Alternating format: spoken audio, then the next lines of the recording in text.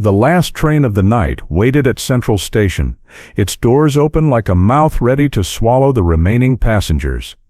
Marcus Wright stood on the platform, his navy blue conductor's uniform crisp despite the late hour.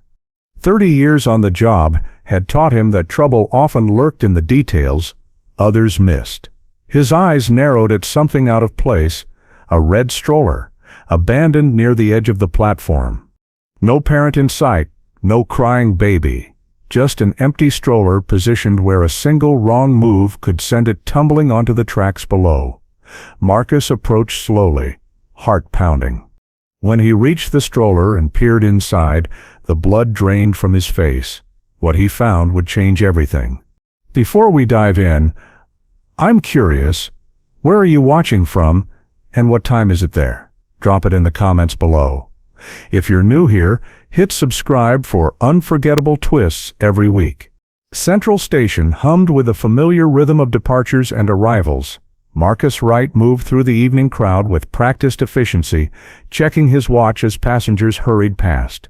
At 58, with silver threading through his dark hair, Marcus had become as much a fixture at the station as the massive departure board that hung overhead.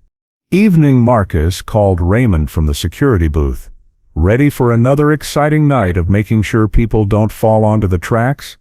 Marcus nodded with a slight smile.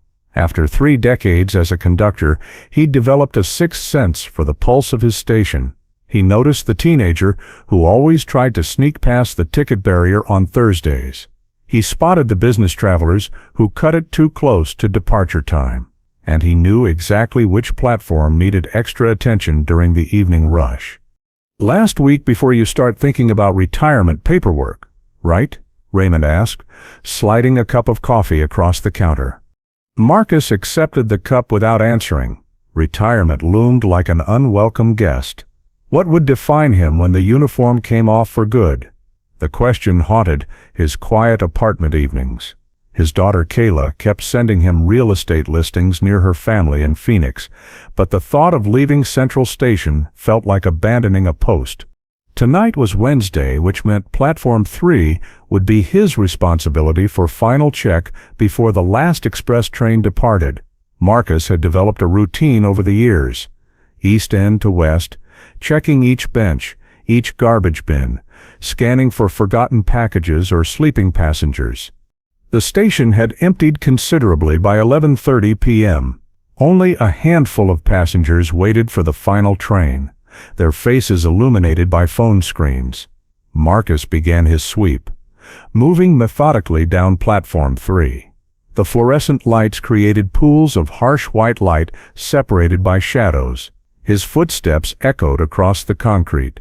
At home, a half-packed box of photos sat on his kitchen table. 30 years at the same job. And what did he have to show for it? No dramatic rescues, no heroic moments. Just thousands of trains safely departed on time. Final call for the 11:45 express to Bradford Hills, announced the overhead speaker. Platform 3. All aboard. Marcus watched as the last few passengers shuffled toward the waiting train. A businessman dropped his ticket, and Marcus reached down to retrieve it, handing it back with a nod. These small gestures were the sum of his career. He wondered if any of these people would remember his face tomorrow. The platform had nearly emptied when Marcus spotted something near the far end, a splash of bright red against the gray concrete. As he drew closer, the shape became clear. A baby stroller, positioned near the yellow safety line, strangely close to the edge.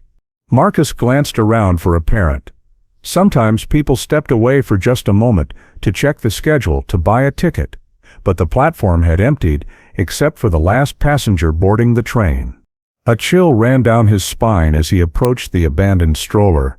In 30 years, he'd found many things left behind: umbrellas, books, once even a sleeping cat in a carrier, but never this.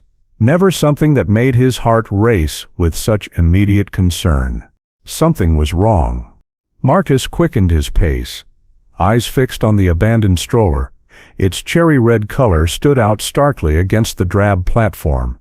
As he drew closer, He realized just how precariously it was positioned, less than a foot from the platform edge, where the concrete dropped away to the tracks below.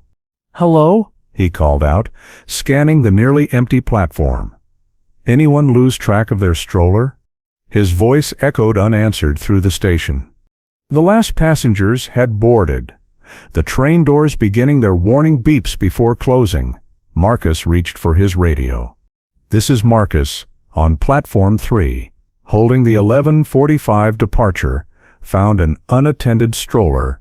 "Copy that," came the dispatcher's voice. "Delay confirmed. Check it out." Marcus approached cautiously, years of security training kicking in. In the post-9/11 world, abandoned items triggered automatic protocols. But this wasn't a backpack or suitcase. This was a baby stroller, and that changed everything. He reached the stroller and looked inside, expecting the worst but hoping for the best. Empty. No baby. Marcus exhaled, relief washing over him before new questions flooded in. He touched the pink blanket folded inside, still warm. The baby bottle tucked into the side pocket contained formula that hadn't yet separated.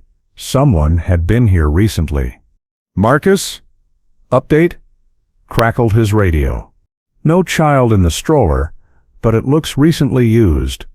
Marcus checked under the stroller, and in the storage basket beneath, a diaper bag contained fresh diapers, wipes, a change of clothes. This wasn't abandoned property. This was a caregiver's lifeline. No parent willingly walks away from these essentials. His hand brushed something else tucked into the side pocket, a phone. Not an expensive smartphone, but a basic prepaid model. The screen was locked. "I need security at Platform 3. Marcus radioed, a new urgency in his voice. "And I need to see the camera footage for the last hour. Something's not right." The stroller's position bothered him most. It wasn't accidentally left behind in a rush to board. It was deliberately placed near the edge, where it would be noticed, where it would cause concern, where Marcus specifically would find it during his final platform check. Raymond from security arrived, slightly out of breath. Empty stroller, but someone was just using it. Marcus gestured to the warm blanket, the fresh bottle. "And look at how it's positioned. This wasn't an accident." Raymond's expression darkened. "Abandoned child protocol.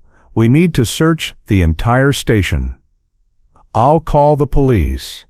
"Wait," Marcus said, something nagging at him. "Let's check the cameras first. Something feels off about this."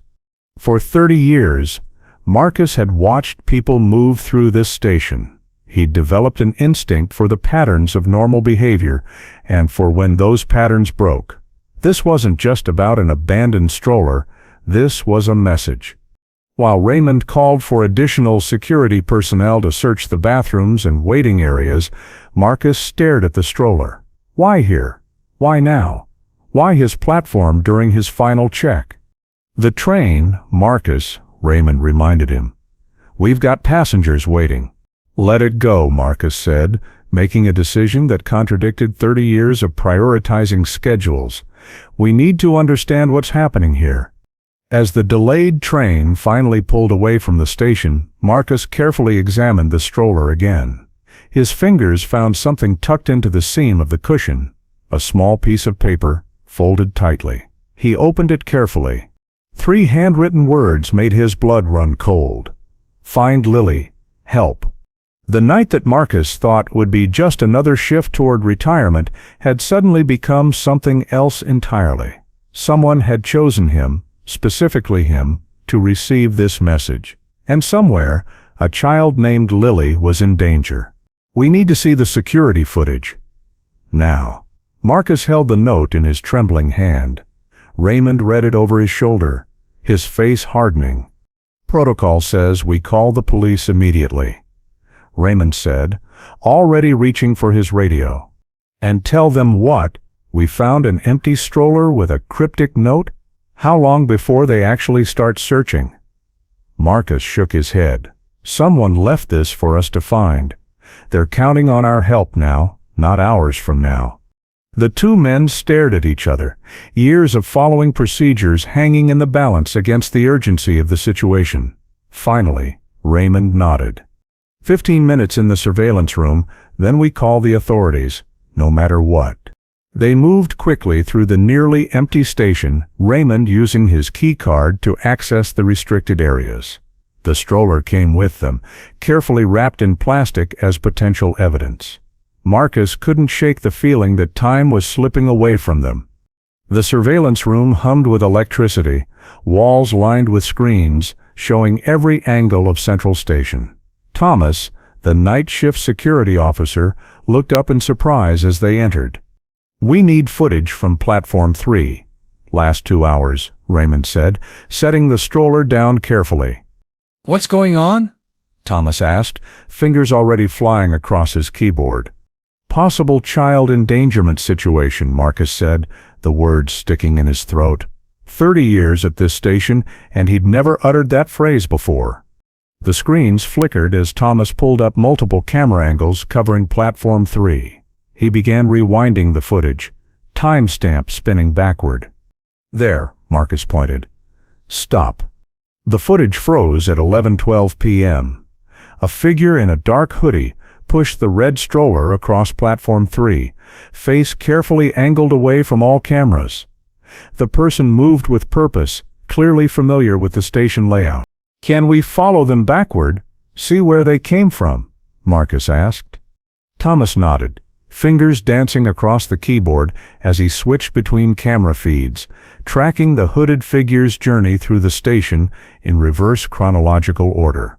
"West entrance, 10:58 p.m., Thomas announced as they watched the figure enter the station. No clear shot of the face, deliberately using the hood and keeping head down. Marcus leaned closer to the screen. "Is there a baby in the stroller when they come in?" Thomas zoomed in as much as the footage quality allowed. The angle was poor, but there did appear to be a small shape beneath the blanket. "I think so," Raymond said slowly. "But where is the child now?" They tracked the figure forward again, watching as the hooded person moved through the station, pausing occasionally as if checking something. At one point, the figure stepped into a family restroom with the stroller. Timestamp 11:04 p.m., Thomas noted, emerges at 11:07. When the figure exited the restroom, their behavior had changed. More hurried, more nervous. The stroller still moved with them, but now Marcus couldn't tell if the baby was still inside. "Something happened in that bathroom," Marcus said. "Can we get footage of inside?" "No cameras in restrooms," Thomas interrupted. "Privacy laws."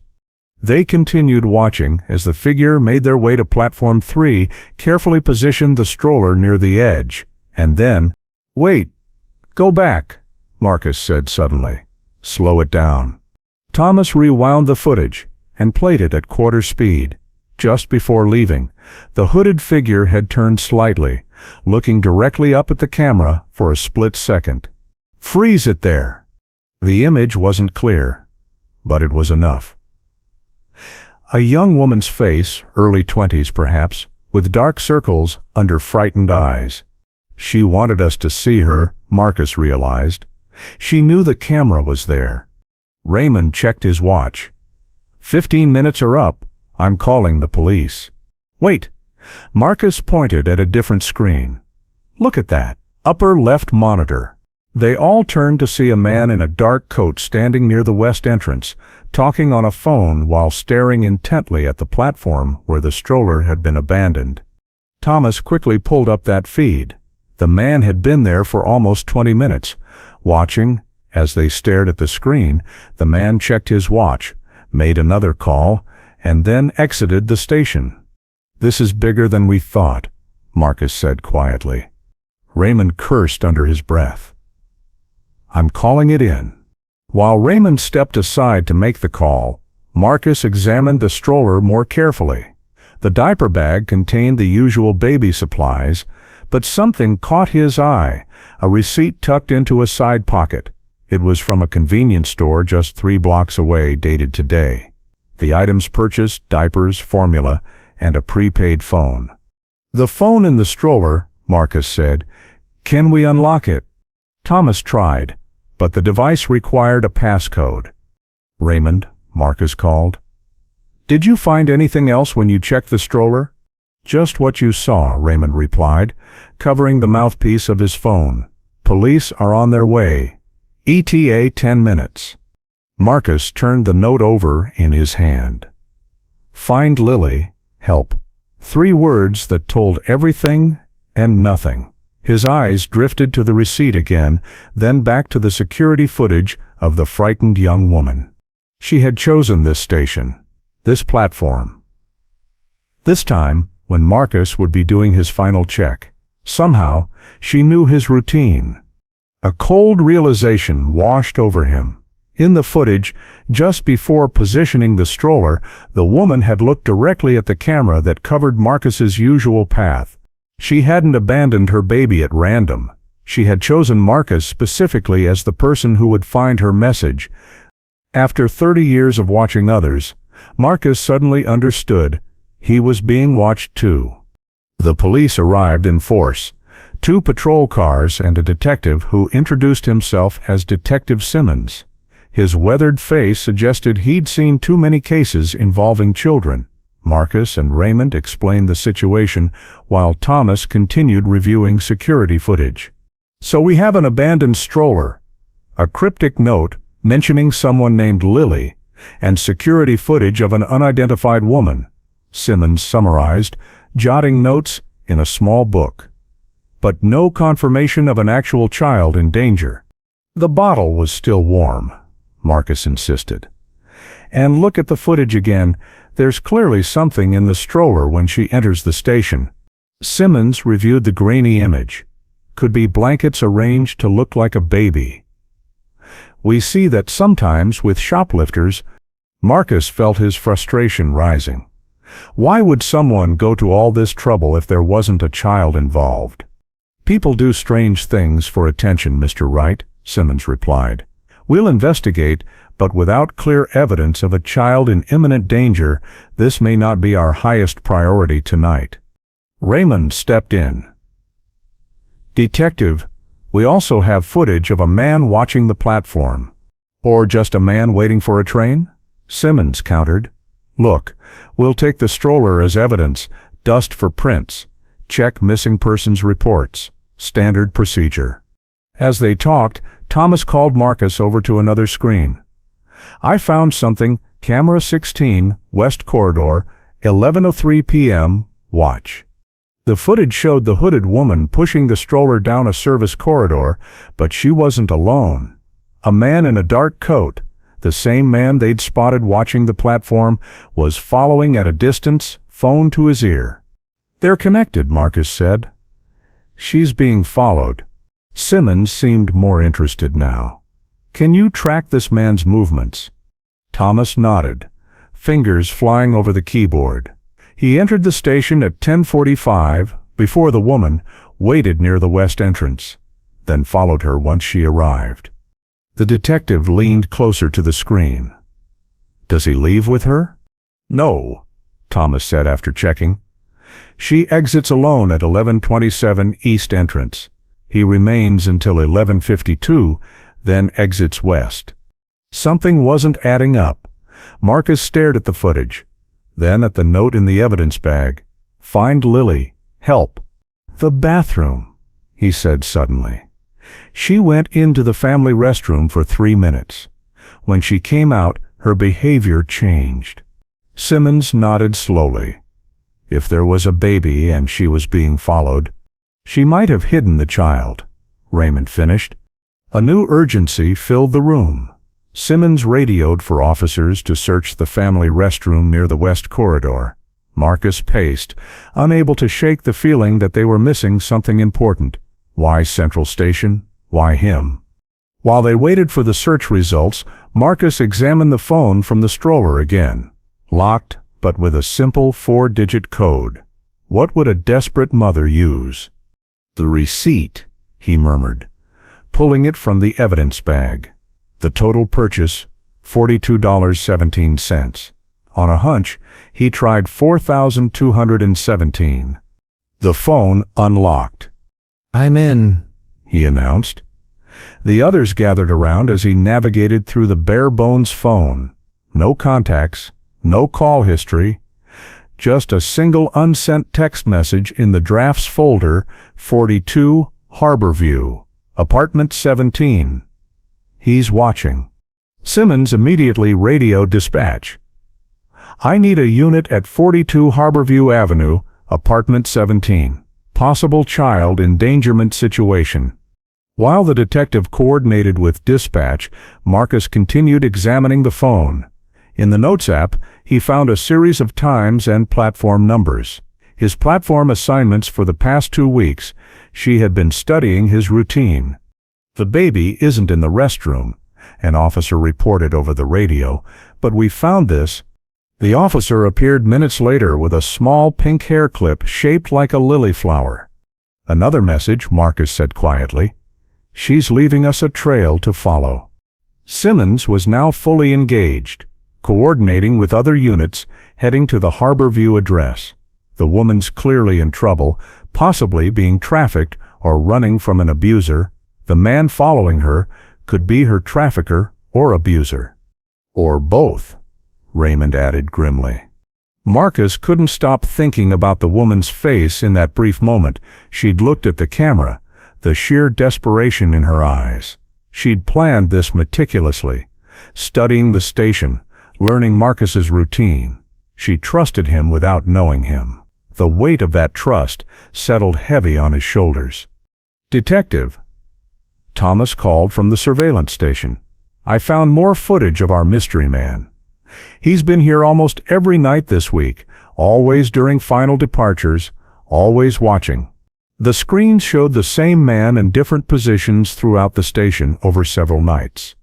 He's looking for someone, Raymond observed. Or making sure someone doesn't leave, Marcus countered. Simmons' radio crackled. Detective, this is Unit 14 at Harborview. Building appears secure, no signs of disturbance. Management says apartment 17 is rented to a Victor Crane. Lives alone, travels frequently for business. Maintain position but do not approach, Simmons ordered. Wait for backup and my arrival. Marcus felt the investigation slipping away from him. Protocol was taking over, necessary protocol, he knew, but something about this situation demanded urgency. The woman had trusted him, not the system. I live 3 blocks from Harborview, Marcus said suddenly. I know that building. Simmons shook his head. This is a police matter now, Mr. Wright. You've done your job by reporting it. But had he? Marcus thought of the woman's face, of the note. Find Lily, help, not call the police or report this. She had asked for help directly. The address is in my neighborhood, Marcus persisted. I could drive by just to get a sense of the place before your teams arrive. Absolutely not, Simmons said firmly. This could be dangerous. These situations often are. While they argued, Thomas called them back to the screens. You need to see this. I found footage from Monday night. The video showed the same woman, without the hood this time, entering the station with the red stroller. Inside was clearly visible a baby, perhaps 9 months old.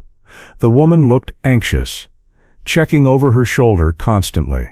She made it all the way to the platform before a call on her phone seemed to frighten her. She immediately turned around and left. She was trying to escape, Marcus realized. Monday, then tonight. She's been planning this. All the more reason for professionals to handle it, Simmons insisted, gathering his notes. I appreciate your concern, Mr. Wright, but this is where your involvement ends. As the detective left to join his teams at Harborview, Marcus stood rooted in place, staring at the freeze frame of the woman and baby from Monday's footage. After 30 years of following rules, of doing exactly what was expected, he felt something unfamiliar stirring inside him. Rebellion. Raymond, he said quietly after Simmons had gone, that man, the one following her. "Can you pull up a clear image of his face?" Thomas found their best angle and enhanced it. The man was in his late 30s, with close-cropped hair and cold eyes. Something about him seemed familiar to Marcus. "I've seen him before," Marcus said, straining to remember. "Not just in the station this week." Raymond studied the image. "If he's trafficking women or children, he could be part of a larger operation. We should send this to Simmons." "Already did," Thomas confirmed. "But they'll be focused on the Harborview address for now." Marcus checked his watch. Nearly 1 a.m., his shift had ended hours ago, but sleep was the furthest thing from his mind. Someone had trusted him with finding Lily. Not the police. Not the system. Him. "I need to go," he said suddenly, heading for the door. "Marcus," Raymond called after him. "The police are handling this. Go home." But Marcus was already gone, moving through the empty station with purpose. For 30 years, he'd been reliable, predictable Marcus Wright. The man who followed rules. The man who kept schedules. The man who never got involved beyond his responsibility. Tonight, that changed. Outside, the night air hit his face like a slap of reality. What was he doing? He was a train conductor, not a detective or rescue worker, but the woman's desperate eyes kept appearing in his mind. She had studied him, chosen him. She believed he would help when others wouldn't or couldn't. Marcus got into his car and sat for a moment, hands gripping the steering wheel. Harborview Avenue was indeed close to his apartment. He drove past it daily. The address, 42 Harborview, was a 6-story apartment building, relatively new construction. "Just drive by," he told himself. "See if anything looks suspicious, then call Simmons with any observations." As he turned the key in the ignition, his phone rang. The screen showed his daughter's name, Kayla. It was past 1 a.m. She never called this late. "Kayla, is everything okay?"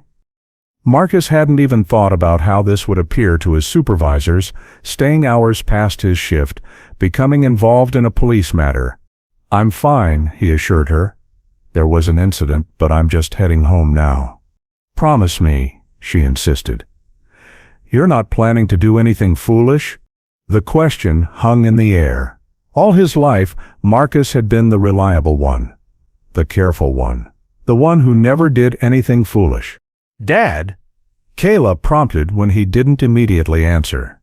Marcus thought of the woman's desperate eyes, of baby Lily, of 30 years of watching life happen around him while he maintained schedules and guaranteed safe departures. Marcus parked half a block from 42 Harborview, keeping his headlights off as he pulled to the curb. The red and blue lights of police cruisers flashed silently further down the street, Simmons and his team establishing a perimeter. They were being cautious, as protocol demanded. But caution took time, and Marcus couldn't shake the feeling that time was running out. He ignored it, his attention caught by movement near the building's side entrance. A figure slipped inside, using a key card. Even from this distance, Marcus recognized him instantly. The man from the security footage, the one who had been watching at the station. Without thinking, Marcus got out of his car. Cold night air filled his lungs as he crossed the street, staying in the shadows. Police were focused on the front entrance, giving him an opportunity to reach the side door unnoticed. It required a key card. Of course it did. But 3 decades working at the station had taught Marcus about security systems. Modern buildings like this often had service entrances, maintenance access, emergency exits that couldn't be locked from the inside. He circled around back, finding what he was looking for, a service entrance with a simple push-bar emergency exit. Normally it would be alarmed, but a piece of tape carefully placed over the latch prevented it from fully closing. Someone had prepared this access point. Inside, the building was quiet, emergency lights casting an eerie glow in the hallways. Marcus moved silently, grateful for his soft-soled conductor shoes. He checked the directory by the elevators. Apartment 17 was on the 3rd floor. Taking the stairs to avoid the noise of the elevator, Marcus crept upward, heart pounding in his chest. What was he doing? This wasn't how Marcus Wright operated. He followed rules. He maintained order. Yet here he was, essentially breaking into a building while police established a proper perimeter outside. On the 3rd floor, Marcus paused to get his bearings. Apartment 17 would be down the hall to the right. He moved carefully, listening for any sound. The hallway remained silent until a baby's cry. Brief, quickly hushed, but unmistakable. It came from apartment 17. Marcus froze, pressing himself against the wall. The police outside didn't know yet, couldn't have heard from this distance. The man he'd followed inside must have just arrived. If Marcus called Simmons now, it would take precious minutes for them to organize entry. Minutes that might make all the difference. Another sound caught his attention. A dull thud followed by a woman's muffled voice, pleading. Marcus inched closer to the door, straining to hear. Please, Victor, she needs medicine. She's burning up. The woman's voice, desperate but trying to stay calm. You think I'm stupid? A man responded, his voice cold with controlled rage. You tried to run again. I wasn't running, I just needed air. A sharp sound interrupted her. The unmistakable crack of a slap. Marcus felt something snap inside him. 30 years of following protocol, of staying in his lane, dissolved in an instant. He pulled out his phone and texted Raymond. Man entered side door. Baby and woman confirmed in apt 17. Physical violence happening now. Tell police. Then he put his phone away and considered his options. The apartment door would be locked. Breaking it down would alert the man, Victor, giving him time to react, possibly endangering the woman and baby further. Marcus needed a distraction. He moved to the fire alarm on the wall. One pull would bring immediate response, evacuation. It would force Victor to make a choice, flee or stay. Either way, it would create chaos he could use. But before Marcus could reach the alarm, the elevator at the end of the hall dinged. The doors slid open to reveal Detective Simmons and 2 uniformed officers, weapons drawn but lowered. They spotted Marcus immediately. Right, Simmons hissed. What the hell are you doing here? Marcus raised his hands, instinctively. The man from the station is inside with the woman and baby. I heard the child crying. He's hurting the woman. Simmons's expression hardened, but he nodded sharply. The officers moved forward with practiced efficiency, positioning themselves on either side of apartment 17's door. Building management gave us access keys, Simmons whispered, revealing a key card.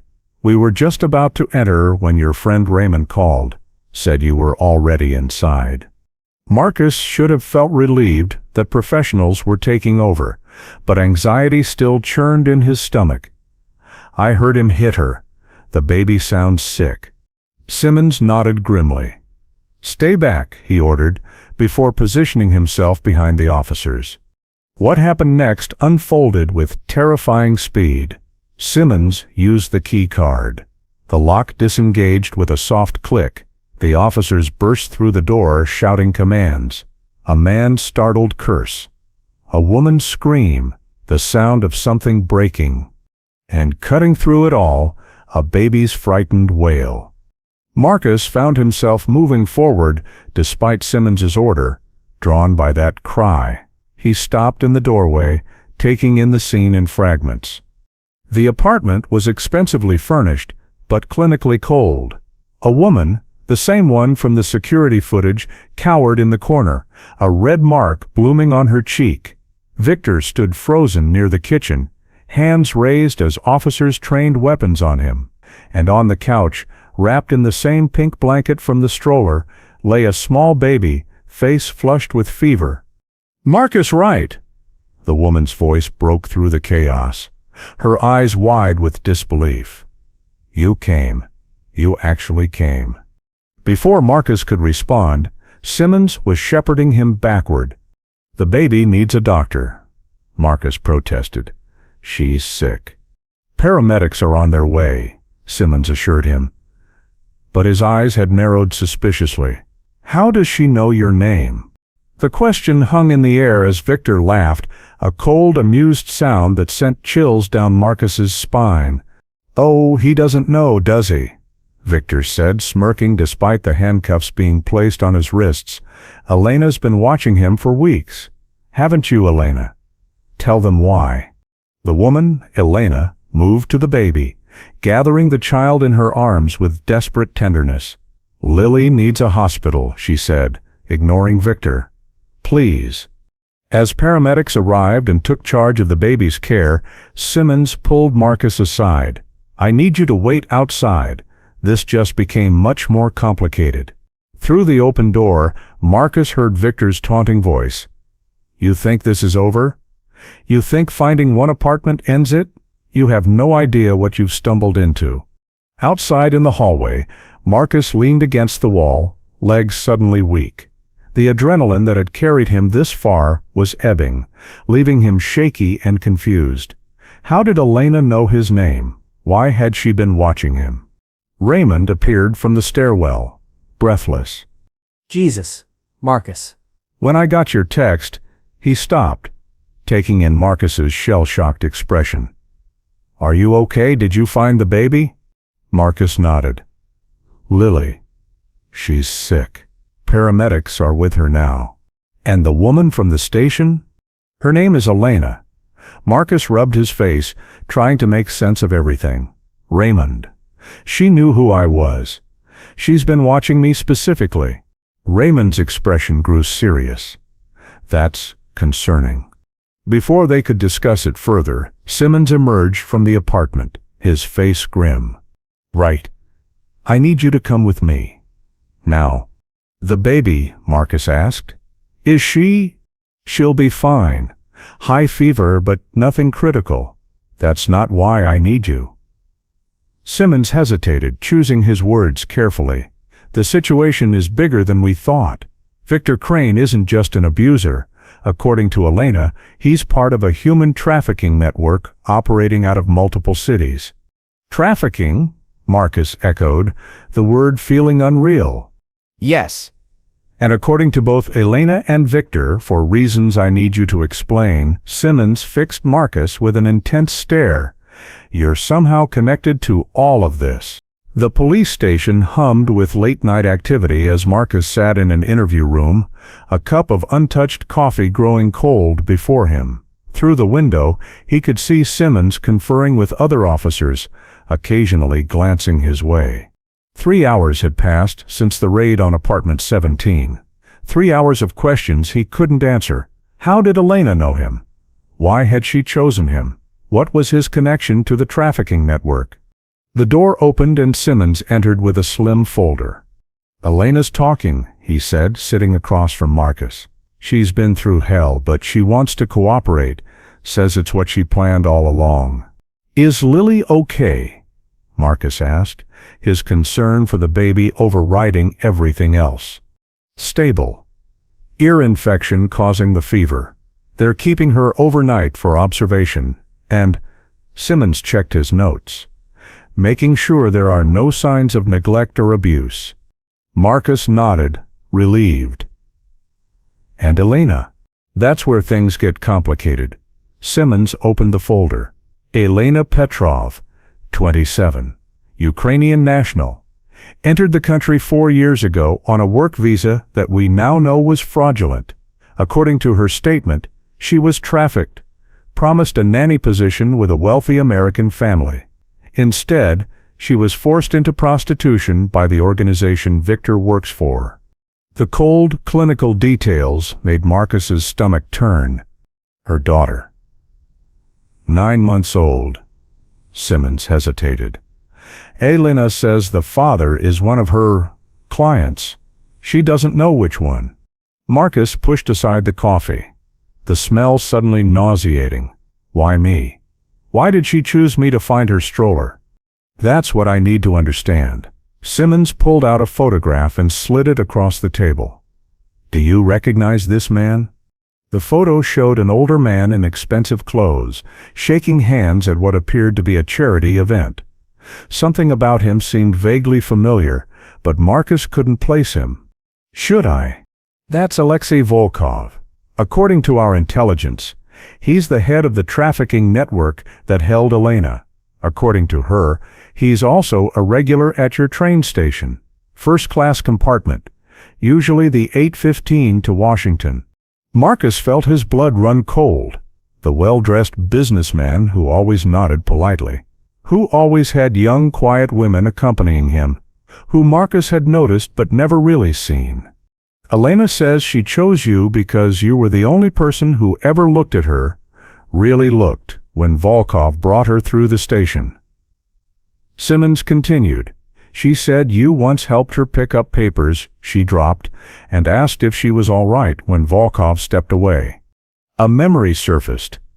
A young woman with frightened eyes, dropping a portfolio. Marcus had helped her gather the scattered papers, had asked if she needed assistance. She'd thanked him with a glance that now, in retrospect, had been desperately pleading. And he'd done nothing more. I didn't know, Marcus whispered. I should have. You couldn't have known, Simmons interrupted. These operations are sophisticated. The women are controlled through threats, drugs, violence. Elena says Volkov threatened to sell Lily if she ever tried to escape. The horror of it crashed over Marcus. For 30 years he'd watched thousands of passengers, priding himself on noticing details. Yet he'd missed the most important ones. Victor is giving us names, Simmons continued. He's small time compared to Volkov, just a low-level enforcer, but he knows locations, other victims. With Elena's testimony, we have enough to move on their operation. What happens to Elena and Lily? Witness protection eventually. For now, they'll be in a safe house. Simmons closed the folder. But there's a problem. Victor made a call before we entered the apartment. We think he warned Volkov. Marcus felt a chill. So he knows about Elena, about the rescue. Yes. And potentially about your involvement. Simmons' face was grave. Which puts you at risk. The thought should have terrified Marcus, but strangely, he felt calm. What do you need from me? Nothing. You've done enough, more than enough, frankly. We'll arrange protection for you until we can bring Volkov in. Marcus shook his head. There must be something more I can do.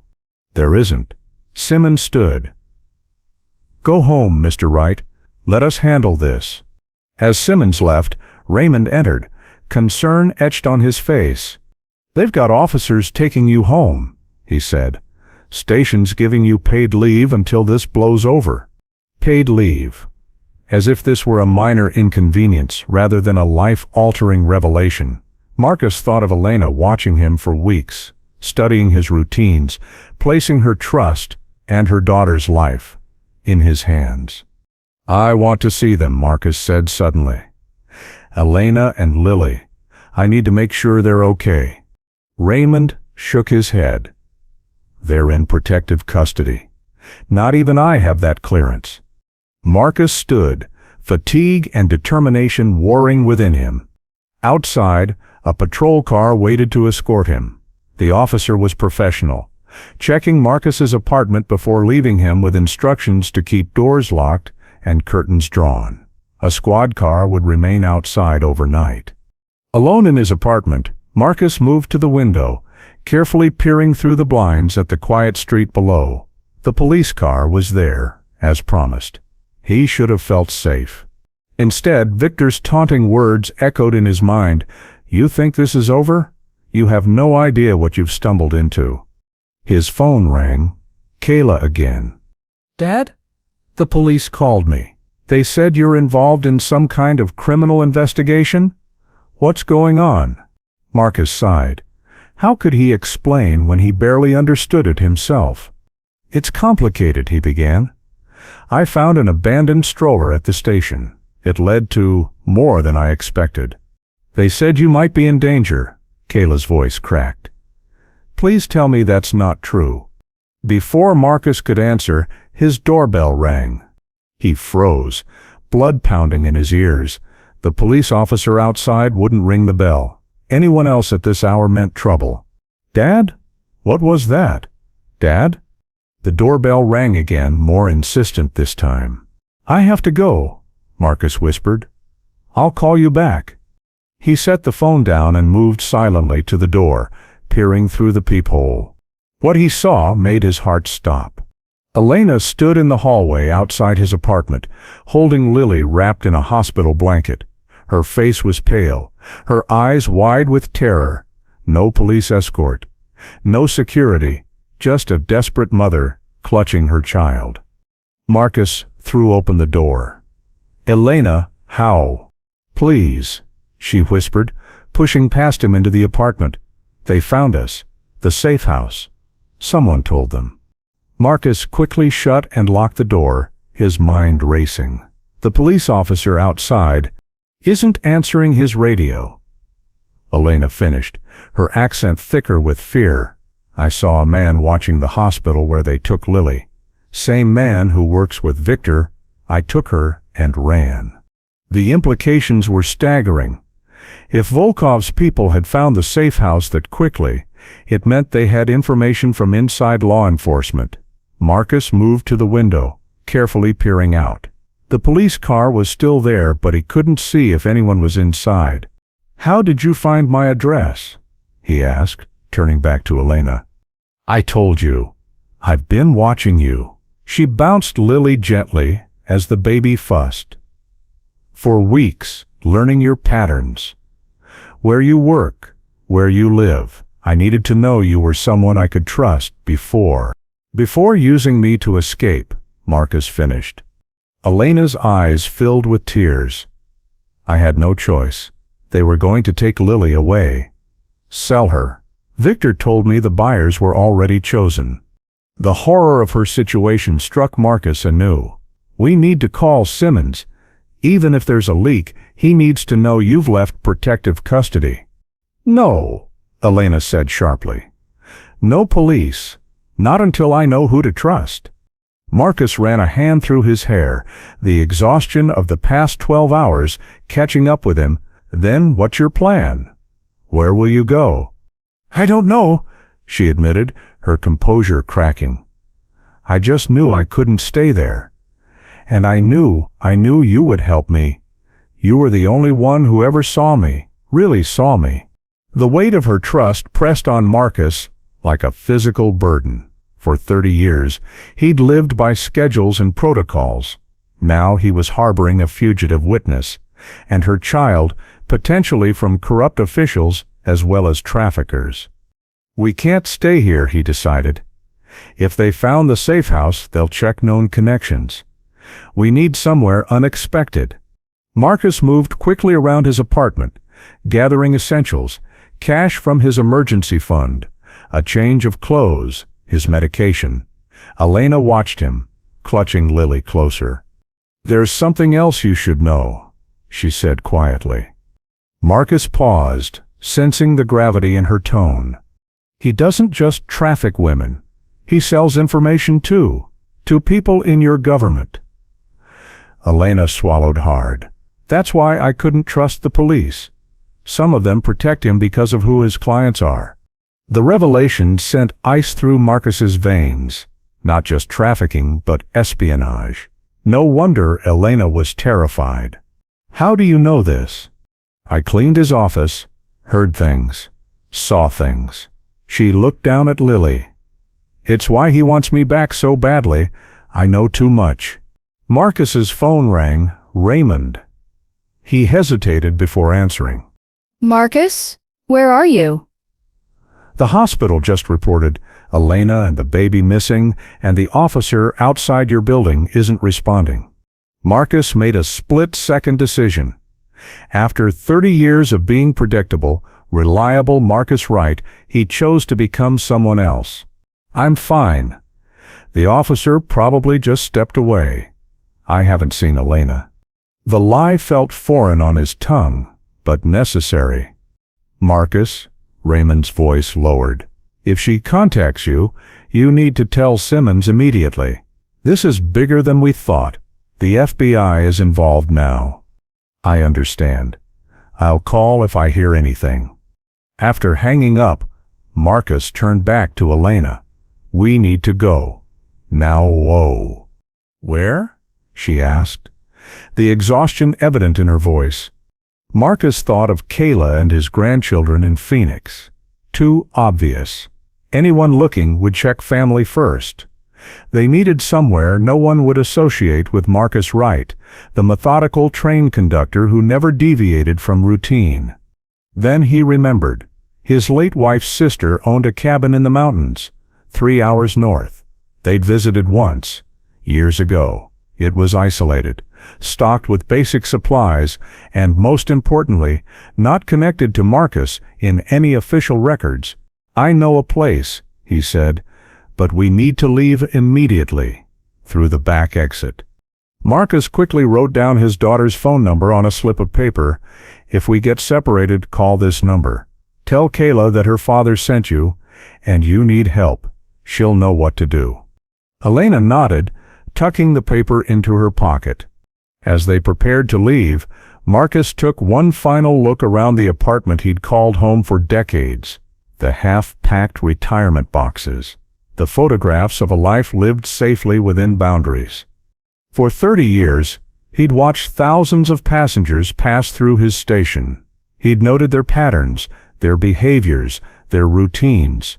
He'd prided himself on his attention to detail, never realizing how much he was missing. Now a woman who had noticed him, truly seen him, had placed her life and her daughter's in his hands. Marcus made a decision then, perhaps the most important of his life. No more watching from the sidelines. No more following protocols when they protected the wrong people. "Let's go," he said, leading Elena toward the back stairs. "It's time to disappear." The pre-dawn highway stretched before them, empty except for occasional truckers. Marcus drove his 10-year-old sedan just under the speed limit, not so slow as to draw attention, not so fast as to risk being stopped. Elena sat beside him, Lily sleeping fitfully in her arms, the fever still making her restless. "She needs her medicine," Elena whispered. "The doctor gave antibiotics, but I couldn't grab them when we left." Marcus nodded grimly. They'd need to stop at a pharmacy, but that meant using his credit card or showing his face on camera. Risks they couldn't afford right now. "The cabin has a first aid kit. It might have something to bring her fever down temporarily. We'll figure out the antibiotics when we're somewhere safer." Elena stared out the window at the passing darkness. "I'm sorry I involved you in this. I didn't know what else to do." "You did what you had to do to protect your daughter," Marcus replied, surprising himself with his certainty. "Anyone would have done the same." "No," Elena shook her head. "Most people look away. That's how men like Volkov operate, in the spaces where people choose not to see." The truth of her words stung. How many times had Marcus noticed something off but decided it wasn't his business? How many Elenas had he failed before this one? They drove in silence for another hour, the sky gradually lightening. Lily woke crying, her small face flushed with fever. "We need to stop," Elena said urgently. "She's burning up." Marcus spotted a sign for a 24-hour pharmacy at the next exit. The risk was unavoidable now. Lily's health couldn't wait. "I'll go in," he decided. "You stay with Lily in the car.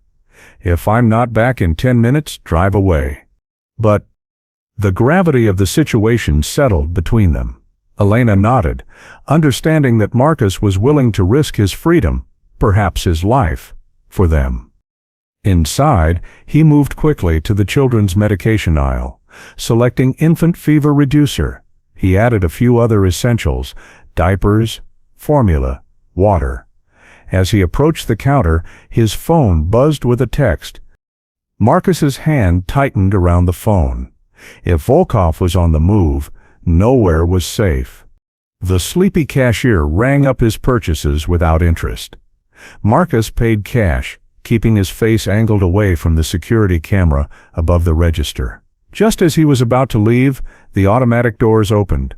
Two men entered, one tall and broad, the other compact and wiry. Both wore dark jackets despite the summer heat. Their eyes scanned the store with practiced efficiency before landing on Marcus. Recognition flickered across the taller man's face. Marcus felt time slow down. These weren't police or FBI. These were Volkov's men. Somehow, they'd tracked him here.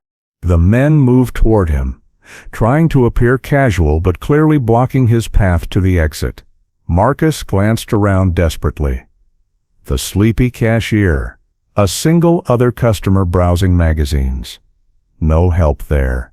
His eyes landed on the pharmacy's back exit, marked with an emergency sign, 20 feet away, past the prescription counter.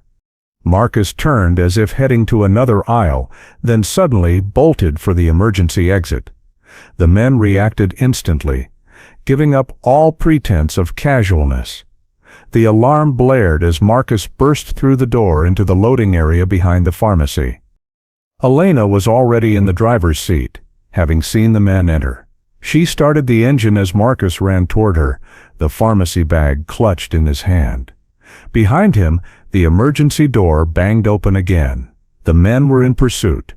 Marcus dove into the passenger seat as Elena accelerated, tires squealing on the asphalt. In the back seat, Lily wailed, frightened by the sudden movement and noise. "How did they find us?" Elena gasped, hands white-knuckled on the steering wheel as she swerved onto the main road. "I don't know," Marcus panted, turning to look behind them. The men had reached their own vehicle, a black SUV that was now pulling out of the parking lot. "But they're following us." Elena pushed the sedan to its limits, weaving through the now increasing morning traffic. The SUV stayed with them, gaining ground on the straightaways where their more powerful engine had the advantage. "We can't outrun them," Marcus realized. "Head back toward town. More people, more witnesses." "No," Elena countered, making a sudden turn onto a smaller road. "If we go back, we might run into more of them, or corrupt police. The cabin is our only chance." She was right. Their only hope was to reach the isolated cabin before the SUV caught up, but the sedan was no match for their pursuers on the open highway. Marcus's mind raced. 30 years at the train station had taught him every schedule, every route, every crossing in the region. 3 miles ahead, he said suddenly. "There's a railroad crossing. The 6:15 freight train passes through at exactly 6:12 a.m. Elena glanced at the clock on the dashboard. 6:08. "If we time it right," Marcus continued, "we can make it across before the train, but they'll be caught on the other side." It was dangerous, criminally dangerous, but it was their only chance. Elena nodded grimly, accelerating further. The SUV continued gaining ground, now just 50 yards behind them. In the distance, Marcus could see the railroad crossing, its lights not yet flashing. They still had time. 6:10 a.m. They were a mile from the crossing. The SUV was close enough now that Marcus could see the driver's face in the rearview mirror, the tall man from the pharmacy, his expression cold and determined. 6:11 a.m. The crossing lights began to flash red. In the distance, the freight train's horn sounded its approach. "We're not going to make it," Elena whispered, but she didn't slow down. The crossing gates began to lower. The SUV behind them was now just 20 yards back. "We'll make it," Marcus said with a conviction he didn't feel. "But it's going to be close. When I say now, accelerate as hard as you can." The train was visible now, massive and unstoppable, bearing down on the crossing from the right. The gates were almost fully lowered. "Now," Marcus shouted. Elena floored the accelerator. The sedan shot forward, scraping under the descending gate with inches to spare. Behind them, the SUV followed, trying to match their desperate maneuver. But they had miscalculated. The sedan cleared the tracks just as the train reached the crossing. Marcus turned to see the SUV caught in the train's path. A moment of horrified recognition on the driver's face. Then impact. The crash was deafening even inside their car. Metal screamed against metal as the freight train plowed into the SUV, carrying it down the tracks in a shower of sparks and debris. Elena kept driving, hands shaking on the wheel, tears streaming down her face.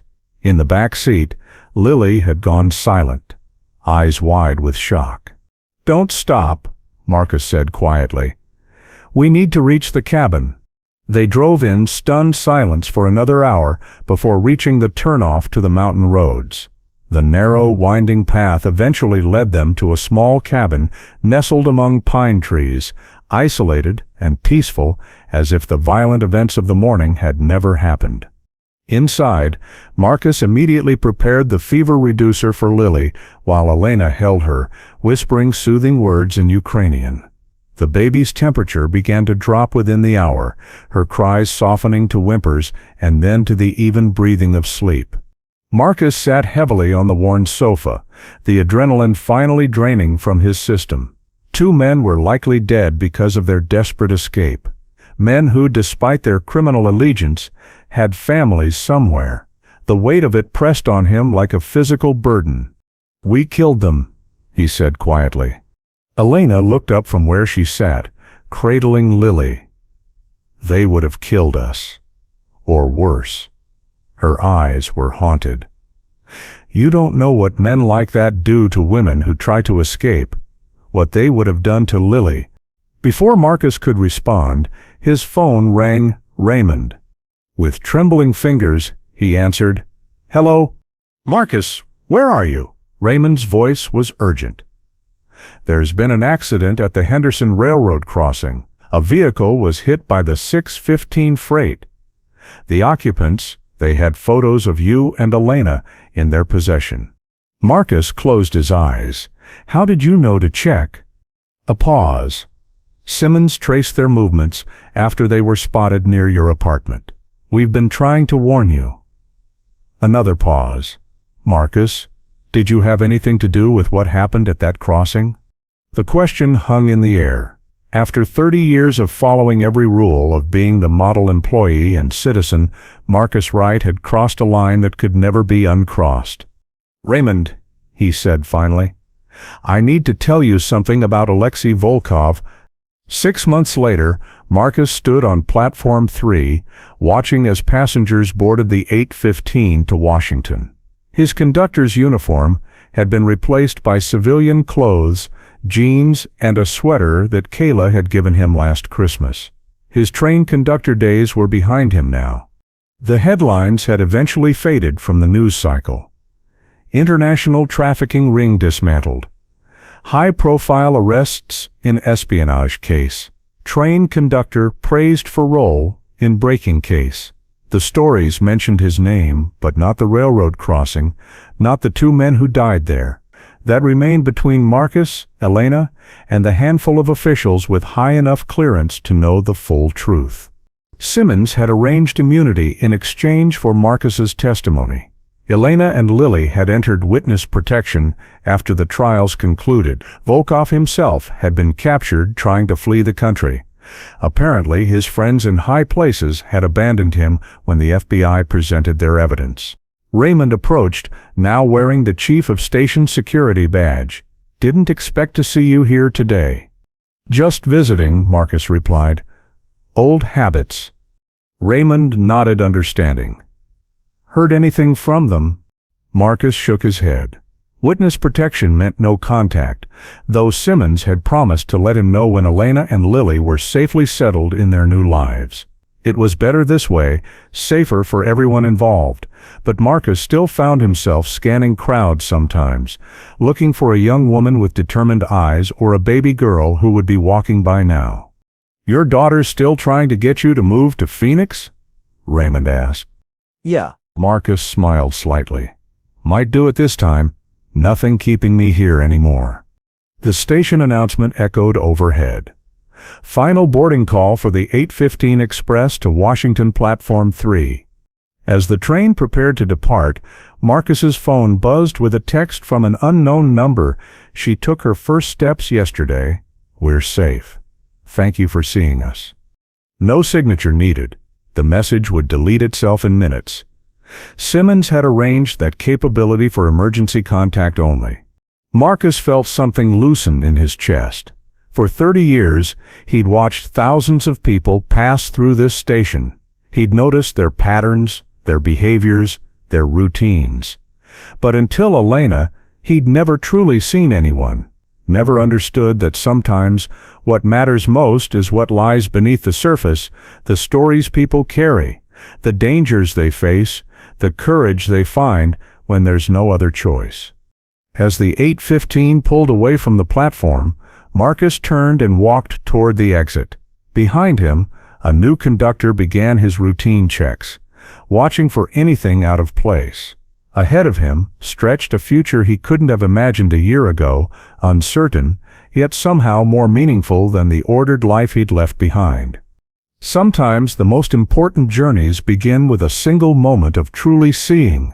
That's the end. What would you have done if you were in Marcus's position? Share your thoughts in the comments. Hit subscribe for more unforgettable stories like this one. Watch our next incredible story now.